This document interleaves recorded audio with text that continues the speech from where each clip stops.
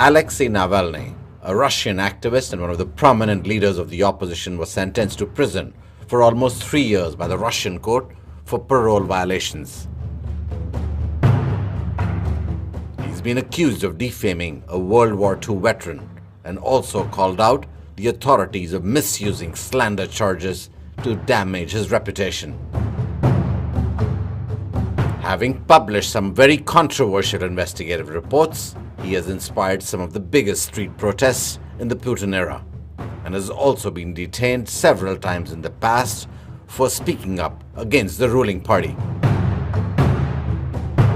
Huge protests broke out in Moscow following the court order, with nearly 1,400 protesters being detained on the day of the hearing itself, while more demonstrations are anticipated in support of Navalny. This has also created a rift between Russia and the Western powers such as France, Germany, UK, and the United States of America. They have vouched for the release of the activists while threatening Russia with the imposition of fresh sanctions. However, Putin's government has dismissed all international reactions, citing them as being disconnected from reality. The conflict between the Putin government and Navalny signifies a new era in a sort of a revolution in Russia. While Russia stands for communism, but it's gone far away into another area of capitalism.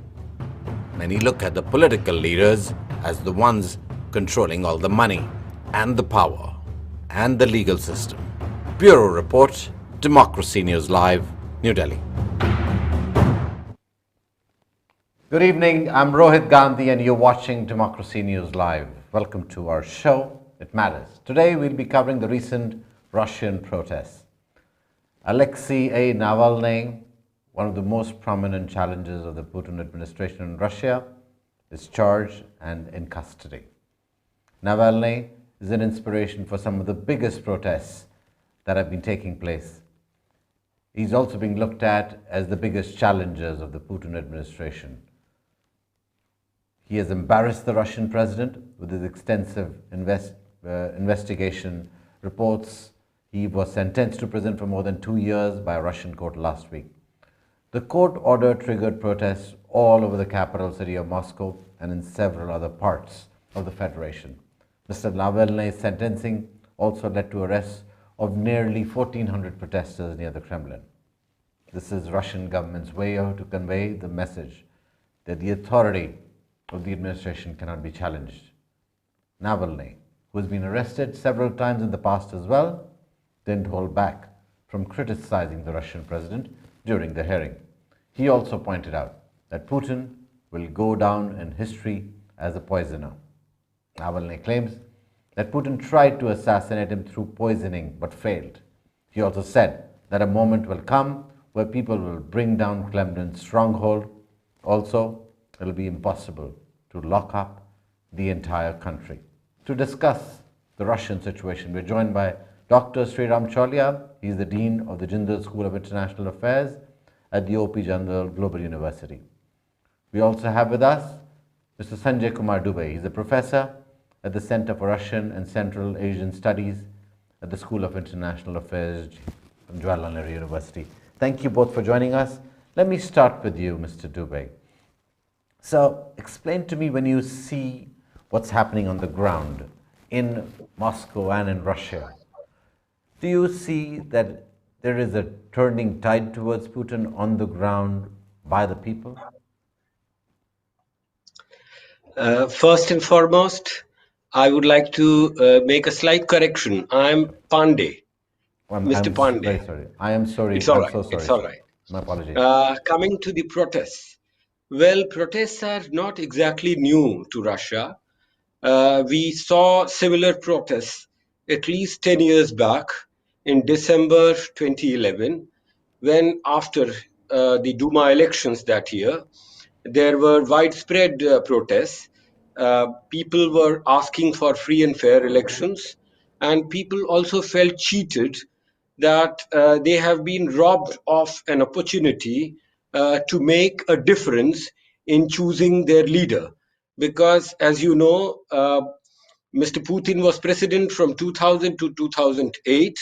When his 2 terms of 8 years, 4 years each, ended, he decided to switch seats with his prime minister, who became the president, Medvedev, and Mr. Putin became the prime minister for next 4 years. After the expiry of 4 years, he once again decided to contest elections, and in September 2011, he declared his intention to fight elections. People felt cheated.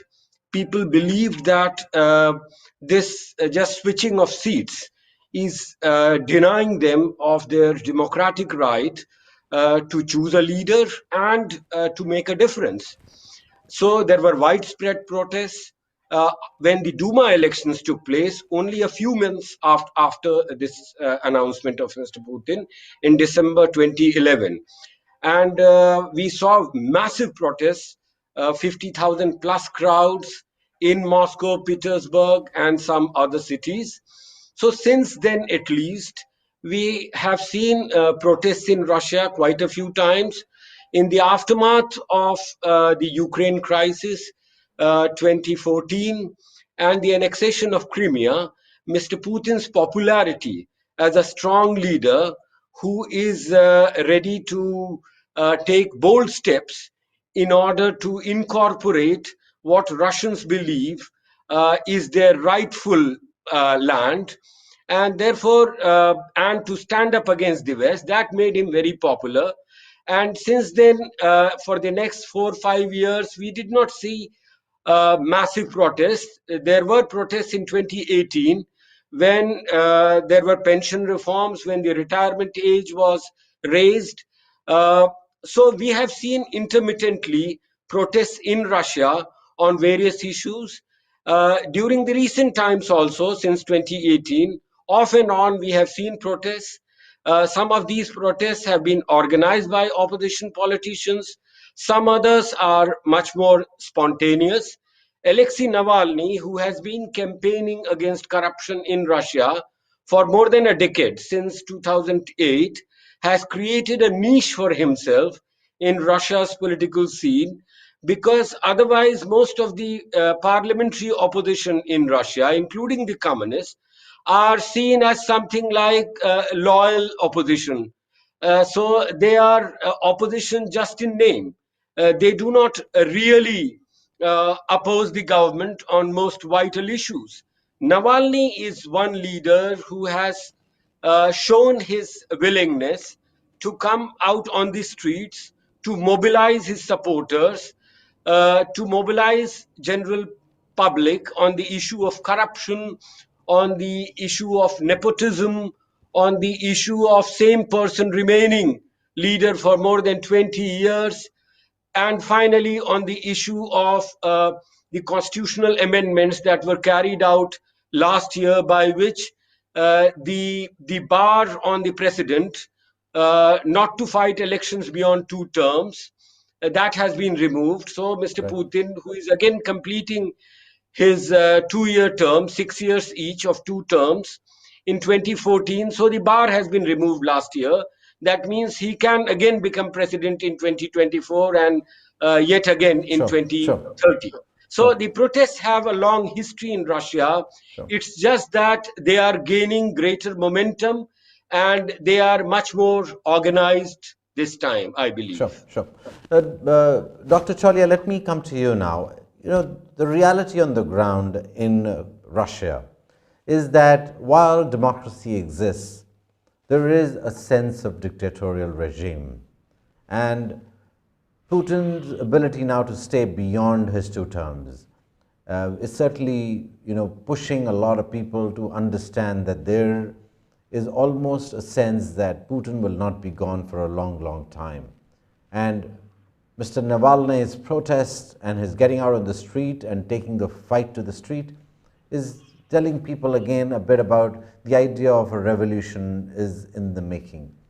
When you see the protests, do you see that this may be an era where Russia will go through change and people may stand up again like the way they did in the past when revolutions have taken place in that landscape? Well, Rohit, Russia is contradictory because they definitely had two revolutions: 1917, the Bolshevik communist takeover, and then 1989-91, when people came out to oppose communism and to overthrow it. But on the other hand, if you go take a longer view of Russian history, the state tradition has always been quite authoritarian, and the stereotype is that the Russians will somehow scrape through, but will not really challenge authority. So there are two, contrasting historical visions, if you like, of Russian people, Russian political culture. So Putin definitely believes in the authoritarian tradition, and he's a continuation in many ways, with a slightly different ideological cloak of the same practices that you saw under communism, under the Tsarist rule before communism, and going back all the way to the foundation of the Russian state. 1547, Ivan the Terrible created the modern, Tsarist empire, Tsarist state. And you, from then until now, barring these moments of mass, anger and anxiety and outburst against the system, it has been relatively quiet and stable under dictatorial type of regimes. So I think Putin wants to, right now he's in a very conservative phase, 22 years almost since he has been in power, and increasingly resorting to more repressive means to control and to maintain that tradition. But what has changed is, Russia, unlike China, like you said, has is relatively freer, and social media, for example, is not censored. So while the official television is still controlled by the Kremlin, people have alternative sources now, unlike in the Soviet times, or in the pre-Soviet, in the Tsarist era. So they are able to now, one of the videos of Navalny, just for an example, the one alleging some kind of lavish hideaway of Putin near the Black Sea resort town of Sochi, has already been viewed by 100 million people, and the population of Russia is, a little more than that. So what we are talking about is that, especially younger generation, Rohit, who Navalny himself is just in his early 40s. So these are basically post-Soviet, children of the post-Soviet Russia, and they have experienced a lot more freedom, personal freedom, and also freedom to assemble, to march, and to protest and such things. Like Professor Pandey was mentioning, there are quite a few instances in the past where these have been allowed to an extent, although they're still tightly regulated. So I think what is happening is Putin's achievements are kind of drying up, and so he's resorting to more and more repressive tactics to try and still control and maintain that quote unquote order and stability. Right now, they have brought back Stalin, they have brought back czars, they are creating this whole mythology of how, the rulers have always been good, how the people should obey the Kremlin, how the people should, otherwise there'll be chaos, and there'll be breakdown. But I think the problem is with younger people, especially in urban areas, they're not willing to accept it. They have seen the wider world, they've seen the Western world, they've seen other countries which are doing relatively better. Some of the opposition activists are based in Eastern Europe, which are relatively freer than Russia right now. For example, Navalny's own aides are in Lithuania, which is in NATO, and which is in the Western camp. So I think there is that transnational flow now, and it may be difficult for Putin to restore the same old, law and order kind of message like he used to do. And I think there is a certain sense of jadedness. 22 years is a long time, but he certainly has the military and the security apparatus on his side, the judiciary, the state media, they're all still quite dominant. The trope, Rohit, I'll just stop there, is that, do Russians follow the fridge, or do they follow the TV? The fridge is where, the shelves are drying up, especially since the oil prices fell in the last few years. The state is just not able to subsidize living costs of many people, not only in urban centers, even working class industrial heartland of Russia. And the corona induced economic depression, has made matters worse. Wages have stagnated, jobs have lost. So, frustration has built up. But on the other hand, the TV is still showing glorious Russia, from the Tsar, from Ivan the Terrible to Vladimir Putin. We are on a forever marching ahead and conquering the world and showing the Americans and the West that we are still a great power. So I think it's a mixed picture. I would not say the revolution is on the cards. I think Putin may be able to restore the so-called order, but going forward, I don't see him ruling perpetually as our president for life, because these pressures are going to continue to build up, and he will not be able to satisfy especially the demands and expectations of younger Russians. And that's a point which must be noted, really, that the young population of Russia, well traveled, I think Dr. Charlie, you make a very, very good point. Also willing to stand up to resist, willing to speak up. And if all of that doesn't happen, willing to travel out. Earlier, there'd be restrictions on Russians getting out. There would be restrictions around, who they interact with. So that landscape has now changed. And that's certainly an environment no country would like, especially when it's trying to control its population. Dr. Pandey, now that we know that the young population is going to continue pushing back, do you think the expansion bit of Russia, Russia has been working on Ukraine, they've been having issues with Georgia and other neighboring countries. Do you think this is going to impact the ability of Russia to be a leader in its region? Well, many believe that Russia, especially after Putin's ascension to power, has not really reconciled to the fact of Soviet dissolution. Putin once said it was the greatest catastrophe of 20th century. And there have been voices calling for partial reunification of parts of the old Russian Empire, and especially countries like Ukraine and Belarus, which are also Slavic nations and which have historically and culturally been part of the greater Russian civilization. Similarly, calls for incorporation of northern Kazakhstan. And while these may be calls by some ultra nationalists, there have been other methods through which Kremlin, the Russian leadership, has sought to reintegrate the former Soviet republics. The Eurasian Union, which was launched in 2015, is one institutional mechanism in which Putin wants to bring in as many post Soviet states as possible. As of now, only Russia, Kazakhstan, Armenia, and Kyrgyzstan are members. But Putin is very keen that Ukraine should join. Ukraine being the, one can say, the citadel and the beginning of Russian civilization. The Kievan Rus, 1,000 years back, was the place where Rus was born. So Putin would ideally want Ukraine to be in Eurasian Union, failing which he would like to at least incorporate certain areas of Ukraine which are considered Novorus or New Russia. For example, the eastern Ukrainian oblasts, districts of uh, uh, the two districts of eastern Ukraine. So he would want them. And of course, Crimea is already a part of Russia.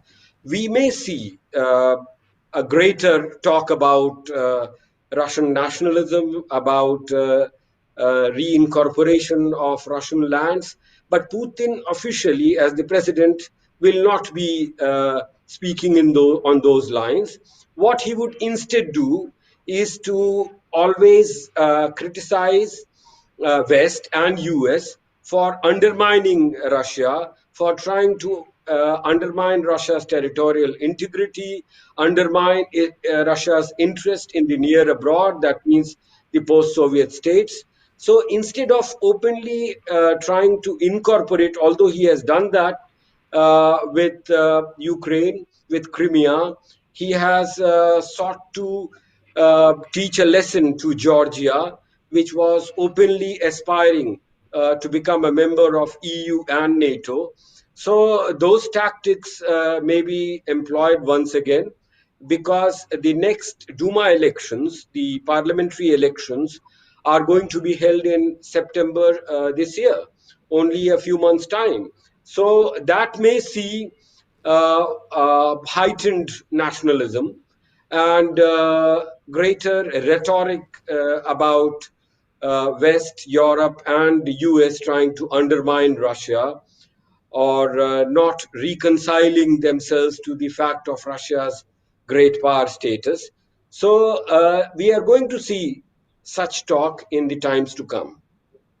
You're absolutely right there, Dr. Pandey, in terms of how the ability of Russia to then continue its expansion is going to be shown even more as it gets a pushback from some of the younger population. Dr. Cholia, if I may ask, now that we see that there is going to be continued pressure on Putin by the younger lot, but when the West, France, US, Germany begin giving support to Navalny, just like we saw in India when Greta Thunberg and other people started to talk for the farmers, the government of India had a pushback against all those people. Do you think Russia will begin pushing back a little more on these NATO nations as they offered support to Navalny? Well, Rohit, I think the fact that there is a Joe Biden administration in Washington is like a red rag to the bull for Putin, because while the expected dividends from Donald Trump did not come for Russia, and there were more and more sanctions, especially pushed by the U.S. Congress, the one thing that Trump did not do was to attack authoritarian countries on human rights or democracy grounds. Now the liberals are back in power in the US. And so I think they are increasingly vocal and critical. And even the EU is contemplating sanctions, although it's a little more delicate for them than the US because of the interdependence with Russia and Germany and some of the other Western European countries that need Russian gas. But there is this Russia versus West dynamic that has been played by Putin many times in the past. And in fact, it's often been the case. I mean, even in the former Soviet republics, whenever there have been regime overthrows, there are shades of what are called color revolutions, and these are often seen to be funded and financed by Western intelligence agencies or by Western NGOs in disguised as doing civil society work in Russia or in Eastern Europe. So there is that pushback that works with a lot of conservative and nationalistic Russians. And recently, there was upheaval in Belarus, which is almost like a kind of like a state of Russia now, a province of Russia, more or less, but which has its own president. And Putin was actually advising Belarus on how to manage the popular unrest. And now suddenly the it's dropped on him, and he's got to find a way out of this. So I think, yeah, they are definitely painting the protesters as deracinated, anti-national, and ideologically brainwashed by Western liberal values, which are alien to Russian culture and that kind of thing. The talk show hosts, for example, on primetime Russian TV and all, are pushing that narrative. But I think the problem with this is that it works at a time when it used to work at a time when the oil prices were higher, and when people could feel that sense of national pride. Even Professor Pandey was mentioning the Crimea takeover in 2014. That was like the peak of Putin's popularity. He's still popular now. I mean, most of the opinion polls still show him with a commanding lead over Navalny in all polls. I mean, even if they are state controlled or independent, they still show 60% or more support Putin. But I think the problem with somebody like Putin, who has come with a KGB background, he's very much a child of the Soviet system, but who adapted and opportunistically remolded himself as a Christian and as a conservative authoritarian, a good paternalistic ruler. But originally his base came from intelligence services, highly suspicious of foreign powers and outsiders, and he also knows the how to manipulate public opinion. So one can't rule him out. And Sure. I mean, his longevity is legendary, but I think that he's running out of good pitches to the Mm. public because of the socioeconomic conditions are not so good. He's not able to really create that cushion on the base of which Russians can, sing the national anthem and remember the glorious days of when it was a great power. Russia is still a great power only in a military sense. Economically, Rohit, the GDP is not even 3 trillion. It's a little bit smaller than India's GDP. Sure. So I think Russia is falling far behind. It's nowhere compared to China, for example, in terms of global influence. So Putin has got a very limited range in which to even use this nationalism. One is the near abroad, as they call it, the neighboring countries where they have intervened militarily also, and the other in the Caucasus and in Eastern Europe. The other is the Middle East, where Putin deployed the military to support Bashar al-Assad in Yeah. Syria. He's got mercenaries in Libya. So he's tried to also, expand Russia's ambit beyond the immediate neighborhood to the Arab world. But I think people are increasingly going to ask, what's the point of spending billions in a war in Libya, or in defending a regime in Syria, or fighting ISIS in Iraq, when we don't have bread on the table and we are struggling. So I think that dynamic, increasingly, that contradiction is going to get wider and wider. And knowing Putin, I think he may one day do a silent transfer of power to somebody within the system, an insider who is loyal to him, the way he came out after Yeltsin. Yeltsin also picked him from obscurity and made him the president. So I think he may be actually planning succession himself. We don't know these things. He's always very secretive, and that's his modus operandi. But looking at the way things are going, he may be also tired. I mean, 22 years running a giant country like Russia and meeting expectations of people and of the international community is not a joke, I think. So I think I wouldn't be surprised if he's on the way out, but I won't give a definitive time at all. Sure, sure.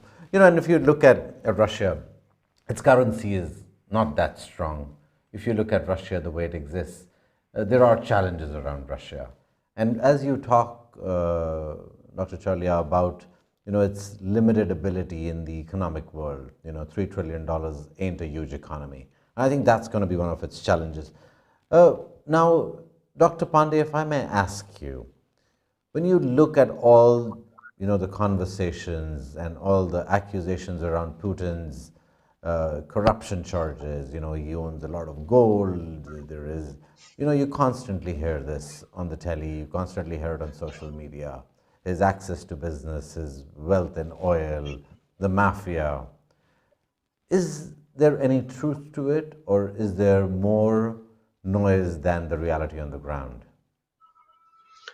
Well, it is difficult to say, because some of the charges are only propagated by people like Navalny or his sympathizers in the West.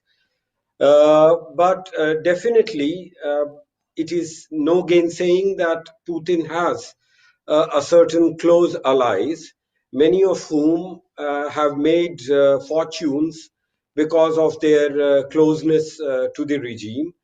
And therefore, in many of these protests, you will find slogans like Putin thief, Putin the Tsar, go back. But one advantage of Putin is that people in Russia are still not convinced about any opposition figure having the same credibility, because Putin, as a charismatic leader, and the elements of charismatic leadership, his ability to communicate with the people, to convince them, and those who know about the situation of Russia during 1990s, the end of the Soviet period, Gorbachev period in late 1980s, and throughout the decade of 1990s, when the economic situation was extremely bad, The GDP came down less than 50% of what it used to be, even during the last years of the Soviet Union. Most of people's savings were lost. Unemployment was rampant. The standard of living was, I mean, going down very steep, going down very, very bad condition. There was shortage of everything, including food. The mafia was ruling most of the big cities. The oligarchs, the newly emerging capitalist class, was amassing wealth. So the people were fed up with those things. And then the international reputation of Russia was going down. Russia was no longer considered as a great power or seriously as a contender. The West and the US were neglecting Russian concerns, even in the immediate neighborhood. I mean, expansion of NATO, uh, uh, the new missile systems that US was putting up here and there, the intervention in Iraq in 2003, the pulling out from the ABM Treaty in 2002, all those were such big shocks that Putin, who was able to restore order in Russia, who was able to maintain a 6% plus GDP growth rate between 2000 and 2007, standard of living improved significantly, the wages went up, the pensions went up, Russia started to be taken seriously by the international community. Now, because of all this, the people were convinced that Putin is the right leader for them, and that explains his massive popularity, which he has been able to maintain, although it has hovered between 80% plus during the best of times. But even during worst of times, it is between 59% to 60, 64. Right. So this explains Putin's popularity, and people are still not sure whether any alternative leadership will be able to ensure Russia's internal stability, economic prosperity, and most importantly, international prestige. Sure, So absolutely. that explains Putin's longevity, I would say. Absolutely. No, Dr. Pandey, you hit the nail on the head there. That in spite of, people understanding that it's a challenge while Putin is there in terms of, the democracy, in terms of their rights to be able to stand up and voice their opinion. But people also do recognize, and that's why the ratings still show a positive sign for him. And he's been able to go through. So while Navalny continues to protest, and there are a lot of people out there, and young people continue to create and form the new part of Russia, which will continue to protest against Putin, but Putin continues to stay in power. Dr. Sriram Chalia, Dr. Sanjay Kumar Pandey, thank you very much for joining us today. I really appreciate it. Continue watching Democracy News Live as we bring you the latest with our show It Matters. We bring in only guests that know what they're talking about, rather than just bringing around political guests who do not really have a real sense of these landscapes. Thank you again, Dr. Chaurya. Good night and good luck.